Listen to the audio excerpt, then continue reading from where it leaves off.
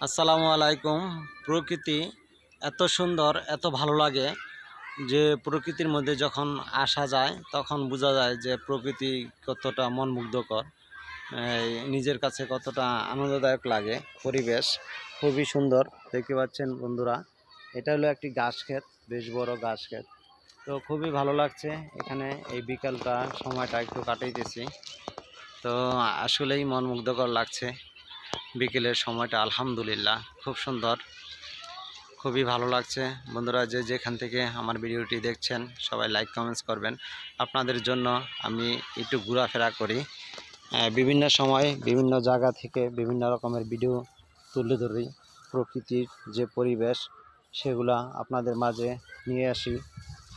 তো আপনারা বেশ আমার এই প্রকৃতি ভিডিওগুলা বেশ সময়ে সময়ে আপনারা লাইক কমেন্টস করেন, তো এতে আমার খুবই ভালো লাগে।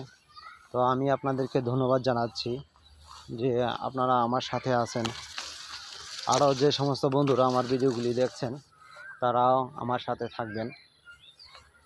মানুষ এক সময় চলে যাবে, রয়ে যাবে স্মৃতি। স্মৃতির পাতা থেকেই অনেক কিছু থেকে যাবে। তো এখানে দেখা যাচ্ছে যে একটি কলা গাছ, বেশ সুন্দর, প্রায় বাতি হয়ে গেছে, তারপরও কলার মোচাটা খুবই ভালো লাগলো। তো এই প্রকৃতির মাঝে ঘুরতে বিকেলের সময়টা বেশ ভালোই লাগতেছে। তো বন্ধুগণ, আপনাদের কাছে শুভকামনা প্রার্থী, আপনাদের সবার দোয়া চাই, আপনারা সবাই ভালো থাকবেন। সবুজে ঘেরা সোনার বাংলাদেশ, সুজলা সুফলা শস্য শ্যামল আমাদের এই বাংলাদেশ। এত সুন্দর ঘাস, তো আমাদের এলাকায় সচরাচর ঘাস তেমন একটা পাওয়া যায় না।